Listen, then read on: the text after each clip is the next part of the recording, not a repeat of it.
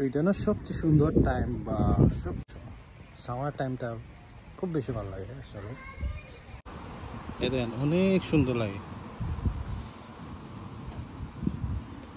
কিউইস এই ওয়েদার থাকে না, উইন্টার আসলে মানুষের মাথা পুরাটাই নষ্ট থাকে। ধরেন এখন এইরকম 10টা-11টা পর্যন্ত এইরকম থাকবে, অন্ধকার আসবে না। তারপরে গরম থাকলে আমাদের দেশের মতো এত গরম না সামার টাইমে। এই গরমের মধ্যেও কিন্তু একটু সবসময় একটা বাতাস থাকে, অনেক ভালো লাগে।